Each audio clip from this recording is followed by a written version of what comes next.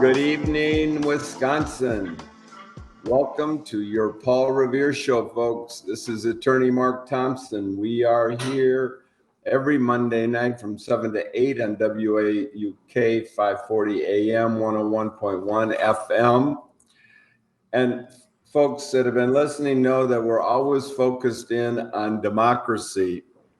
And I thought it would be really, really crucial, if we're going to be true to our calling, that we spend the next hour talking about a day that happened 3 years and 2 days ago. And I say January 6th, 2021, the day the Confederate flag with the first flew in our Capitol, folks. Never before, until Trump called folks out and they stormed the Capitol.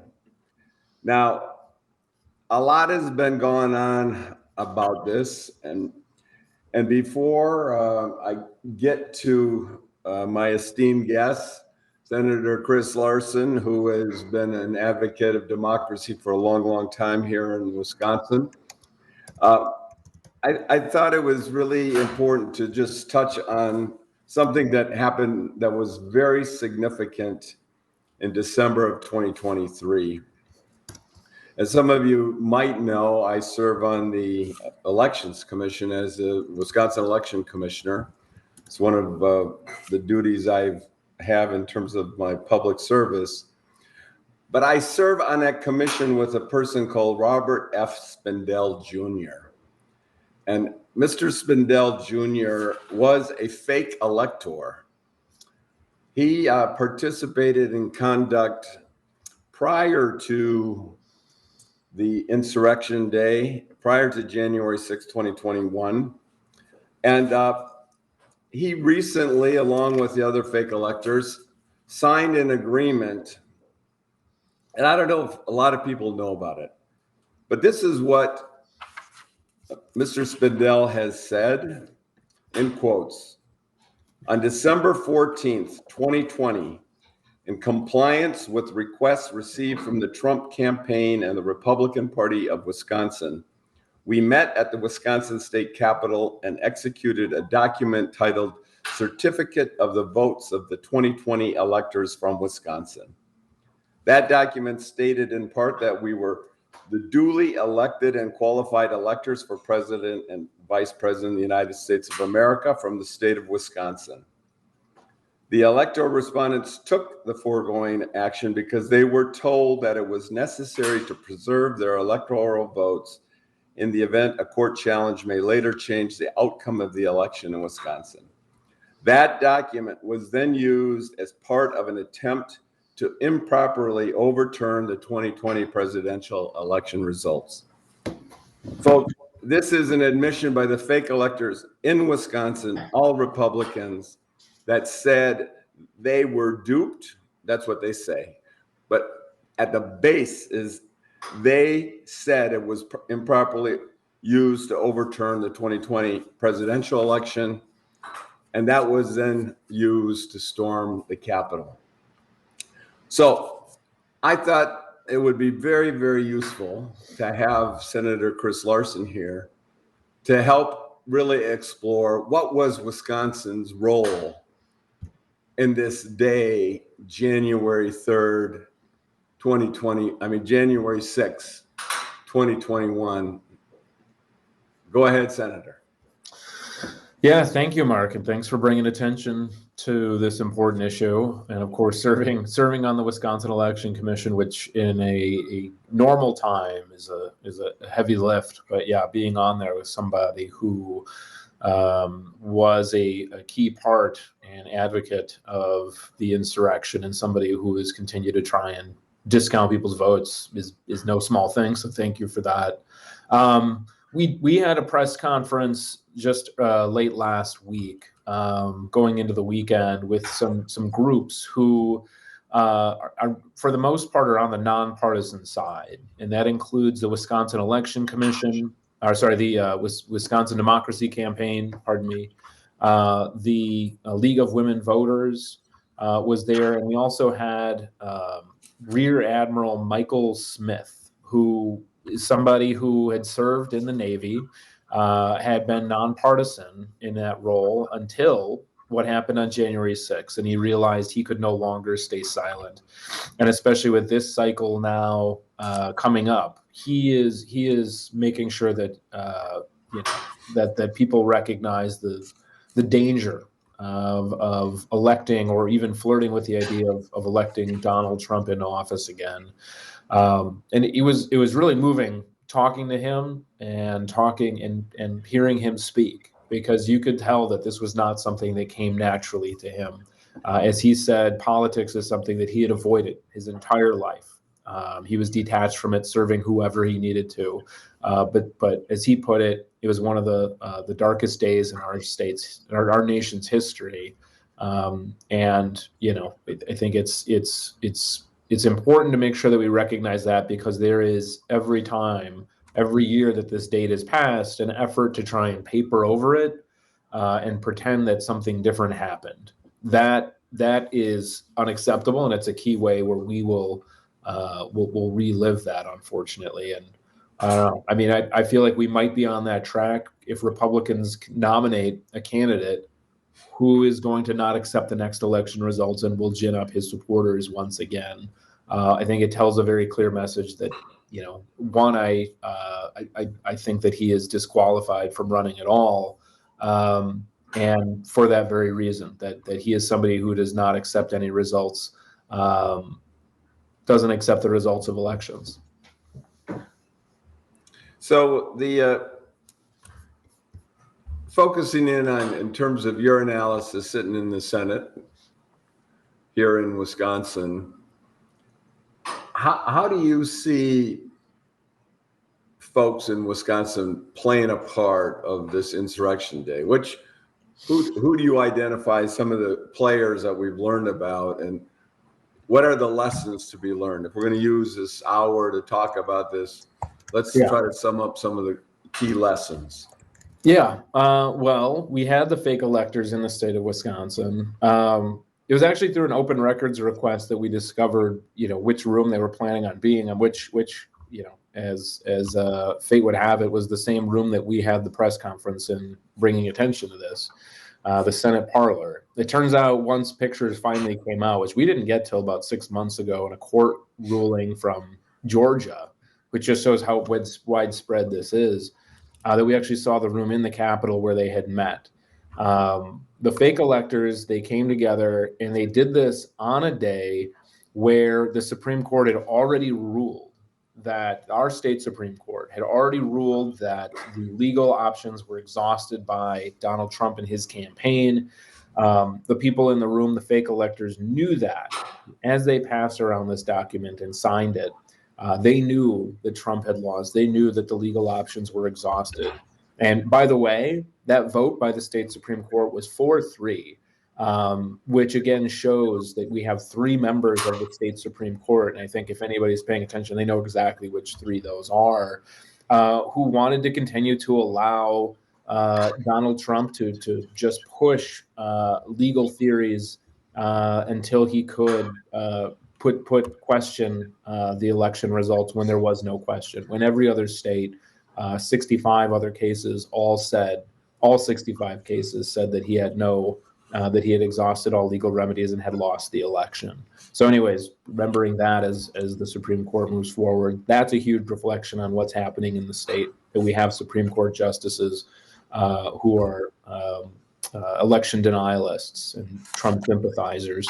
But those 10 electors in our state, they're still involved in politics. They have not been prosecuted. Wisconsin is one of only 2 states right now where there has not been any criminal proceedings against the fake electors. Other states, Michigan is moving forward with a lawsuit by the state attorney general against him. And that one is, I think, the most powerful. Other states are looking at this too. But in Wisconsin, right now, it is just a civil matter that they're pursuing it. And the only thing that has been decided, frankly, I think is a slap on the wrist, is saying that they cannot serve as electors for Donald Trump again. That's it. They're still allowed to participate in the political process. They're still allowed to be electors for a future presidential candidate that's not Donald Trump. And you just think about that, Mark, and just to think about, like, there's a great deal of attention to something called voter ID, which is you have to have an ID, because if you don't have that, you're not allowed to vote, because they say, oh, there's widespread election fraud.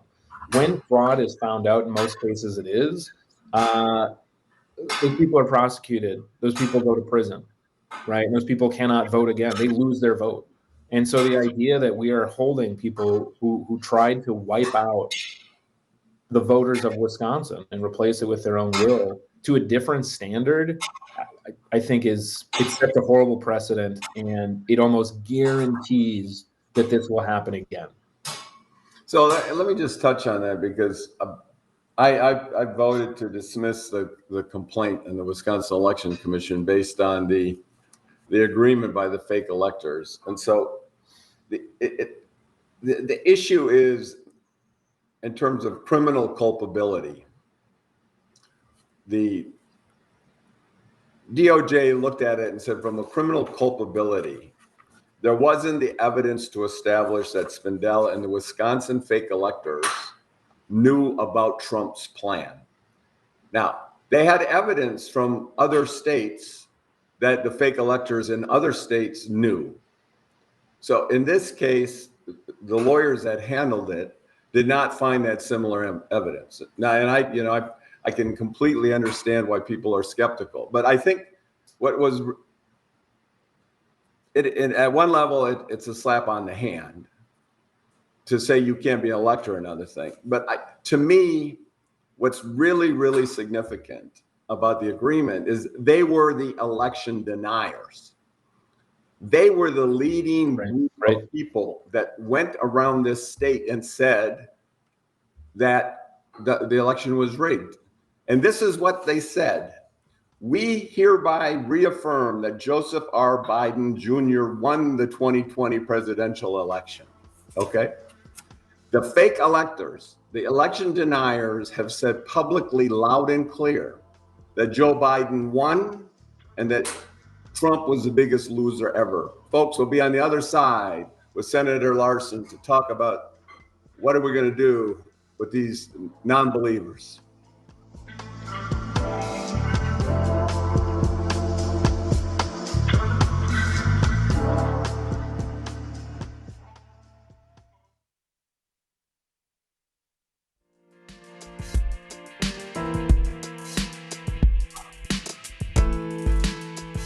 Hello, folks. This is attorney Mark Thomsen. This is your Paul Revere Show. We are here every Monday night, 7 to 8 on WAUK 540 AM, 101.1 FM. I am honored and privileged to have Senator Chris Larson here. Tonight, we're talking about what happened 3 years and 2 days ago, the insurrection at our Capitol, January 6th. 2021, and Wisconsin's role in that sad day. We were sort of talking about the fake electors in Wisconsin, the first section, Senator, and we talked about the fact that these fake electors, who were the main election deniers in this state, came out and said unequivocally that President Biden won. And let me read one other thing that they said. We oppose any attempt to undermine the public's faith in the ultimate results of the 2020 presidential election and Biden's victory. So the question is, how do we use that admission by the key Republicans to go around the state and say, look, folks, you've been believing in Spindell's lies for 3 years and Trump's lies, and now you know firsthand from those people in the know, right, in that room with the fake electors, and they all said it was all a scam on you. What do we do with that? Right. I mean, look, I think that that's important that message gets out there. This is unfortunately, Mark. I mean, this is example 1,000,001 of Republicans being hypocrites, right? Of saying one thing publicly and another thing privately, of acknowledging reality, right? You could add a long list of things to that, from climate change denial to the effects of cancer causing and cigarette use, up to where they are right now on this of to the point of saying very clearly, yes, Joe Biden won. And frankly, I've heard this from my colleagues too. I have a lot of Republican colleagues, 22 of them to be exact, through gerrymandering, another huge form of voter suppression. But I what's a fun pastime of mine is just listening to them, and a lot of things happen when somebody thinks that they're right all the time, which they do because they take a vote and they win 22-11. So they think they're right whenever the vote is taken, whether they're right or wrong. In most cases, they're wrong because they're out of touch with the majority of the people. Yeah. And let me just remind my listeners, right? When Senator Larson says they win 22-11 is because they've rigged the Senate. They have 22 votes and there's 11 opposition votes. Yep. And so regardless of the merits, they win. So yes, but anyway, absolutely. we'll come back to that, we'll see if 2/3. And so anyways, they'll speak pretty candidly and almost to a person, and of course they'll deny this out publicly, but to a person, they don't like Donald Trump. And they recognize him for the fraud, for the scam that he is. But they can't go out there and say that publicly because they'll get taken out politically. Their political future relies on it. And incidentally, as Mark mentioned, those gerrymandered districts that they have that prop them up and keep them in power, well, they're also cages, right? Because they can only be taken out in those gerrymandered districts by Republican primaries. So even those that know better, they can't come out and say it. So they recognize all this, and it is really an act of cowardice that they continue to refuse to push back in the state of Wisconsin as across the country. And if you need a clear example of somebody who did this, you need to look no further than Mike Gallagher, who is the congressman for the 8th Congressional District, who on January 6th famously went out on his webcam and said, Donald Trump has to call an end to this, right? And now you go and he is part of this cabal of people who denies that Donald Trump had anything to do with the insurrections. Oh, these were just people, it wasn't directly involved. But he specifically, when his life was in danger, that was it. The charade was over, and he was recognizing, okay, if I'm going to be killed, we need to pull the plug on this. Donald Trump stopped us, right? But then once he was out of harm's way, back into the tank for Donald Trump.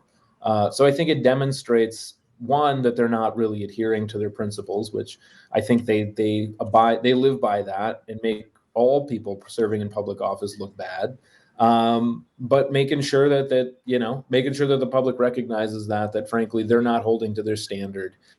You should hold individual politicians accountable when they don't do that.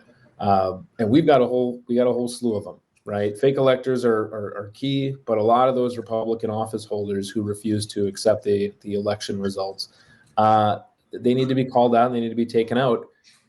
And those gerrymandered maps that we talked about, they're on their way out, right? This Friday, we're going to be getting new maps coming down from the court. A set of them will come out publicly, and that changes the dynamic through our state, where some of these folks will be held accountable for the first time in 12 years since gerrymandering kicked in. So political gravity is finally going to set in the state of Wisconsin again. Yeah, I want to come back to that topic and go at it, but I wanted to the fake electors admissions. And when they say that their certificate was false and it was part of an attempt to improperly overturn the 2020 presidential election results, is a powerful, powerful message that I think people need to know. I don't think the press has actually talked about the fact that the main election deniers, the main people in Wisconsin that were orchestrating this piece, again, and we're going to touch on Senator Johnson's role of that piece and as a messenger to Vice President Pence, but that they are saying now they know that it was part of that scheme to overturn the elections. And to me, I think we have to use that to rally independents and everybody that's other than these deniers, right? Because, you're right. I don't know if we can convince somebody that still believes that Trump won. I mean, look, the people inside know. Robert Spindell is Senator LeMahieu's person on the commission. He says Biden won, right? He says Biden won, and he said he can't oppose, he's going to oppose any attempt to undermine it, right? Couldn't say it any better than that. Yeah. Absolutely. Right. I mean, don't we go there and say, look, folks, your people in the room say Biden won, Trump is the biggest loser in the world. Can't we really use that? Hey, folks, we'll be back on the other side with Senator Chris Larson talking about why Trump is the biggest loser in the world. And we'll be right back, folks. This is your Paul Revere Show, attorney Mark Thomsen.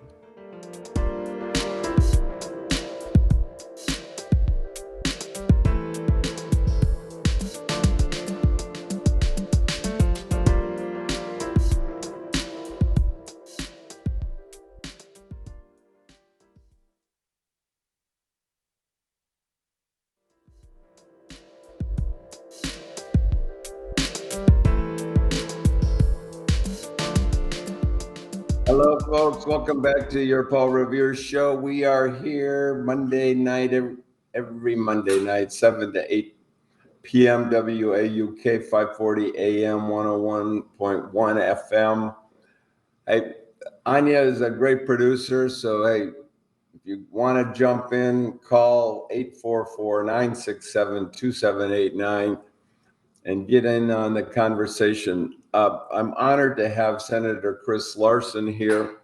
We've been talking about Wisconsin's fake electors and their concession admission that they created a document that was used as a part of an attempt to improperly overturn the 2020 presidential election results. And equally important, they affirmed that President Biden won the 2020 presidential election.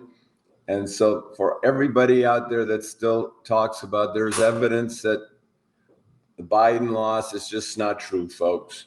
Trump lost the popular vote in the United States by about 7 million votes. Okay, this was not close. Trump is the biggest loser America's ever seen. But I want to talk a little bit more with you, Senator Larson. We have a U.S. Senator, Senator Ron Johnson, that played a part in this act to try to overturn the election. So how do you see his role in this? You're muted. This is radio. Oh, there you go. It's really important to talk on radio. That's you folks can't lip read. That's good. Thanks for the reminder. Yeah, I mean, I think Ron, people forget about Ron Johnson because he's a lot of people, you'd get frustrated all the time if you think too much about Ron Johnson and what he is and what he represents. But one of the things that I posted about over the weekend was the stark realization that Ron Johnson has yet to be held accountable for his role in trying to overturn the 2020 presidential election, right? In that, it came out during the January 6th hearings in the House of Representatives that Ron Johnson had texted with the vice president's assistant trying to turn over fake electors, those certificates that we referenced earlier today on the radio show here, that same certificate, which everyone on there has admitted that Joe Biden won, and we know that it was part of that scheme to try and overturn the election. He was the one, in literally the 11th hour, trying to walk around the Capitol and hand it to Mike Pence, along with another state. I think it was Michigan or Arizona. Do you remember, Mark? See, I'd have to double check, so I don't want to get misquoted here, but yeah, that's all right. That's same. Welcome. Yeah, exactly. So the thing to realize is not just Wisconsin, but another state he was trying to knock out, and luckily, the Vice President Mike Pence had like the one moment of clarity in his entire 4 years serving under Donald Trump as his VP. And I think it was him realizing and accepting that they lost the election and realizing he needed to think about life afterwards, after post-Donald Trump Republican Party, which a lot of other Republicans started to think about, but they all retreated away. But luckily for that rare moment in time, Mike Pence and his staff stood strong and responded to our senator, to a U.S. senator, do not give him that. Do not give him that. Give him the envelope with these fake electors trying to overturn the election, because they knew that he had a limited role, and that this attempt to try and put the election into question was going to cause more chaos, would have caused a huge problem in the country, and frankly was not a path any American should have ever considered taking. Ron Johnson's a part of accountability on that. Folks will famously remember once that came out that he pretended to be on his cell phone while being chased and asked about his role in that. And then finally, once it turned out the reporters had more endurance than him as he tried to walk away, they finally got him to say, his excuse. And his excuse was pretty light. It was, there was only a few seconds. It was only a few seconds. My involvement in trying to overturn the election in the state of Wisconsin and one other state, and thereby trying to overturn the presidential election in our state. And that was, he said, well, he basically admitted his role, but he said, it was only a few seconds. He has yet to even apologize, acknowledge that landmine revelation. And frankly, it should be disqualifying for him to serve as a U.S. senator, given what his role was in this. But unfortunately, our criminal justice system nationally has been very slow walking in trying to recognize the threat that persists within our borders. Yeah, to me, it's just it's not only the criminal justice system. I think part of it is, as citizens, all of us have to have a more vigorous debate and discussion of these issues. I mean, we talk about the context of what was happening, and that's why I wanted to, thank you for being here on, this third anniversary in 2 days after Insurrection Day.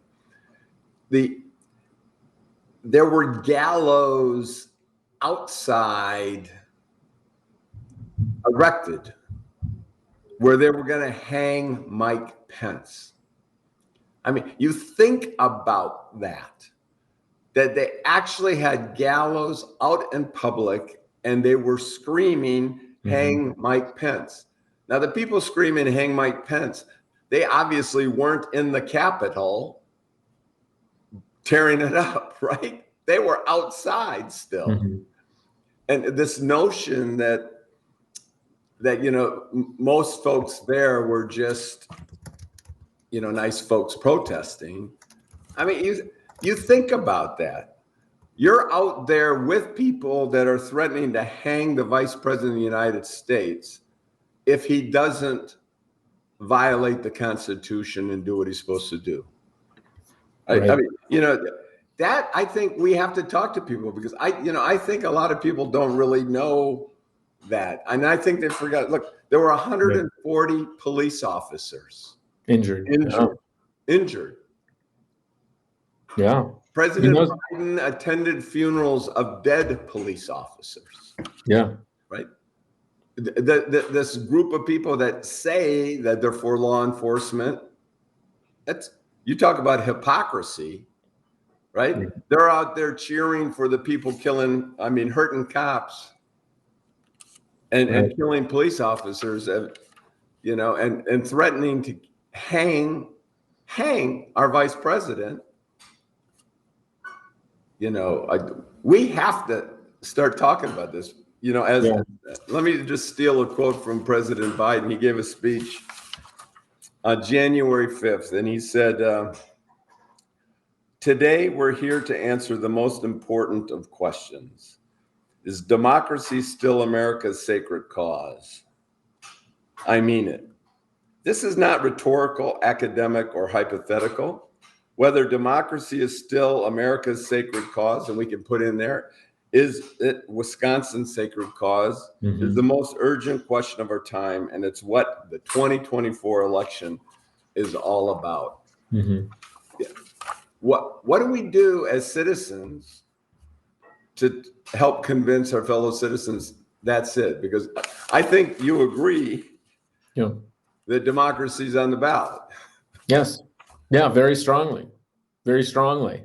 I think, frankly, Mark, the way that people are going to understand this, and I get that the polls are worrying, but let them be motivating too, in recognizing the divide, the difference. And frankly speaking, there are things that Joe Biden and his administration have done that I'm not super excited about, right?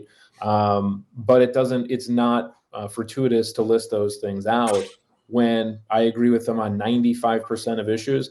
Oh, and by the way, he's the only candidate in the race who's going to accept the election results, right? And he's the only one who believes in the ongoing experiment of democracy in our country. He is the only one who is not going to try and displace the way that our country works with one man rule, which is built on an empire of fraud, of betrayal, and just the most horrible things that you can imagine in an American, probably the worst American, who has taken advantage of the systems that are meant to benefit everybody while trying to pull the ladder up behind him, including the ability to have one person, one vote.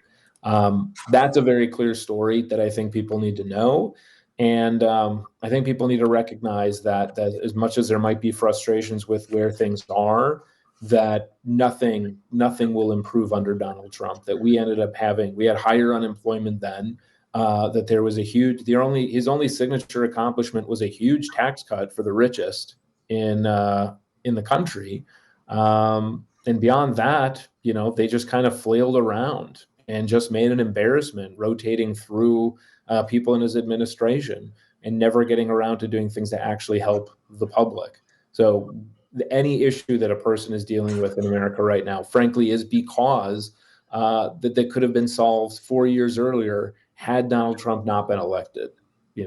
There's a lot that needs to be done, making childcare more affordable, making sure that home ownership is within reach for a generation, making sure that college debt does not prevent a person from making major life choices in this generation as it did for other generations where they were allowed to succeed in life.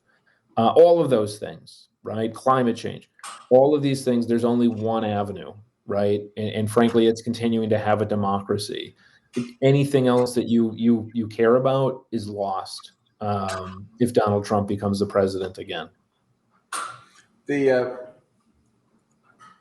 Going back to the fake elector, Robert Spindell, who is now committed to telling Wisconsin that Trump is a loser and Biden won the election. What do we do? Senator LeMahieu appointed Robert Spindell. What discussions have there been in the Senate about the fact of, about Spindell's role and his now admission that, he knows that Biden won? I mean, has there been any discussion? You give us too much credit, Mark. There's not that much discussion on the floor of the Senate, and most of it is by the Democrats. Republicans kind of sit back and don't really speak all that much, unfortunately. But on this, there was a proposal that moved forward, which was and I can't remember the exact details of it, but it was one that was re-endorsing a version of the election denial, right?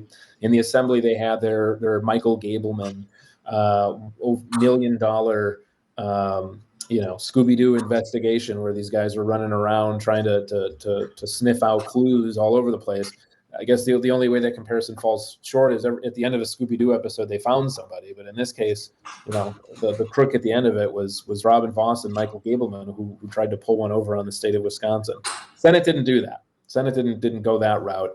But they do continue to try and push fake election stuff and try to prevent. By what they do is I think more dangerous, because the stuff that Michael Gableman, Robin Voss, it's easy to point out. And it's there's lots of memes out there where they take their Mike Lindell talking points and they just look foolish. In the Senate, it's more dangerous. What they're trying to do there is prevent people from voting. Theirs is a forward-looking one, which is preventing people from voting as easily as possible and trying to pass those things. Mike Spindell's name was used on the floor, rightfully so, to call out Devin LeMahieu, the Senate Republican leader, to say, look, you are continuing to push doubt. When you say we need to find clarity in our election, the reason there is not clarity is because of Bob Spindell, and he does not deserve to be on the Wisconsin Election Commission. That line of point was unanswered by Devin LeMahieu. Folks, this is Attorney Mark Thomsen. This is your Paul Revere Show. We are here with Senator Chris Larson. We'll be back on the other side.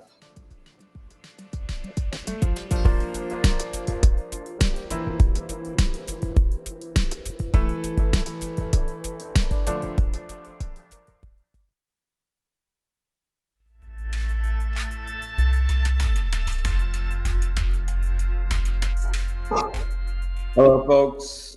This is your Paul Revere Show. This is Attorney Mark Thomsen. This is WAUK 540 AM 101.1 FM. I'm honored to have Senator Chris Larson here. We're talking about Wisconsin's role in Insurrection Day, January 26, 2021, when the election deniers and the insurrectionists stormed the Capitol and flew the Confederate flag for the first time in our capital. We spent a lot of time talking about how the fake electors, Wisconsin fake electors, in December of 2023 came out and confessed that they created a document that was used as part of this scheme. They confessed that Joseph Biden is in fact the president, and everything to the contrary has been nothing but lies. So here we are, you're in the Senate.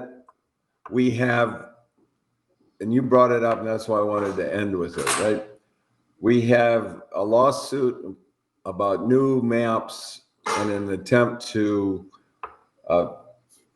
turn around the partisan gerrymander that the Republicans have been able to put in place, for the last 12, 13 years, actually.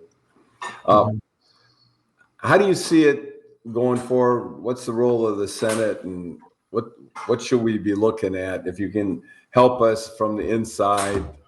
A lot of us have just heard, we know that there's going to be maps showing up on the 12th. Yeah. January 12th. So what does that mean for all of us folks just watching? Your vote, that means for every person in the state, your vote is going to count a whole lot more than it did in 2022 and 2020 and in every election before that, where it was cast in a gerrymandered district. So that means that the legislature, hopefully, and again, we don't know the final outcome. The maps are going to be delivered to the court on Friday. That from there, they're going to choose from those that fit the criteria they've outlined. They've hired nonpartisan consultants to do that, et cetera, et cetera. So we don't know what the maps are.